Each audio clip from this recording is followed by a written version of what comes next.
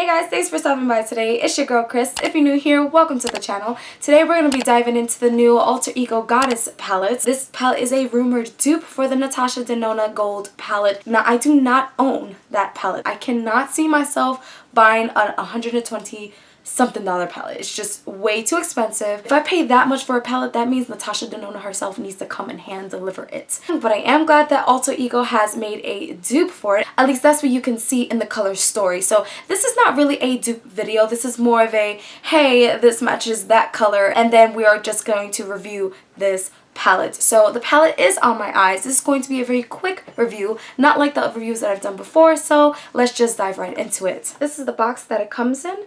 Very beautifully designed. It says Goddess. On the back of the box, it just gives a bit of information with the ingredients, where it comes from, and things like that. This palette does contain talc and mica, so if you're allergic to those two ingredients, then I would not suggest buying this palette. It's made in the PRC, aka China. It contains how many grams of product? 13.5 grams of product, which is a good amount of product. It is cruelty-free and it has 12 months worth of shelf life. And it has 15 shadows of shimmer and matte. Now the palette itself looks just like the box. Is how it looks. It comes with a very nice sized mirror and it does fold all the way back, which is always a plus as well. And here is the color story.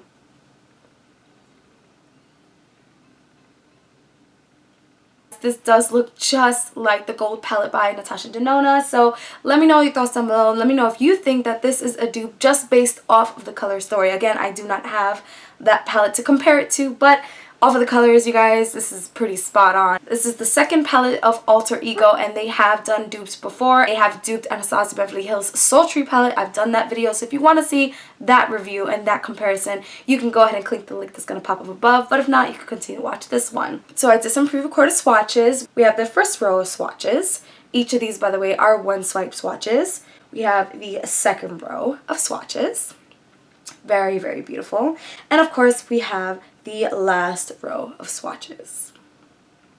All of the shadows in this palette are really smooth and buttery. They feel very comfortable in the eyes and they feel great going into with a finger. With that being said, I'm going to give you my quick review of this palette, and while I'm talking, I'm going to show you how I created this eye at the same time, if you will. So I start off with this beautiful transition shade right here. It did apply beautifully on the lid. I used an Alamar Cosmetics blending brush. The next shade that I went into was Avalon. Now this shade in particular, I didn't purposely pick it because I thought it was gonna be tricky. This one in particular just, to me, needed a little bit more tender loving care. Honestly, it wasn't that bad, guys. It's nothing that's going to give you a headache, and it does come out beautifully. So I just wanted to mention that because I definitely don't want to mislead you guys. Third color I used was this beautiful shade up here, Archimedes. I used it with a finger because the one thing that I did notice with the palette is that the shimmers in this palette do look better with a wet brush or with a finger application. So I honestly just went in with the finger. It's easier for me, it's quicker for me, and sometimes I just have my lazy days where I don't feel like taking a brush, wetting it, and putting it on my eye. Just easier with a finger. So after that, I did take this beautiful gold right here, and I did the same thing with a finger, applied it to the inner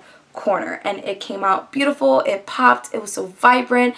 I mean, honestly, the proof is in the pudding, you guys. I am not an MUA. I'm an MUE. I am a customer. I'm a consumer, and I'm just gonna give you my blunt honest opinion. Another beautiful shade in this palette that I think really stands out is this one right here, Gaia. I think I'm saying that wrong. I'm not even sure, but this shade right here, it is on my lower lash line. So gorgeous. I literally went in once, maybe just a little bit more the second time, and that's it. It shows up really well. It's super pigmented. And then in the inner corner of my lower lash line, I went ahead back into that gold to tie in the look. Off of the 5 shadows that I used, you guys, I can say that this palette is absolutely beautiful. I am going to continue to play with this palette, and I can let you guys know how I feel about it down below.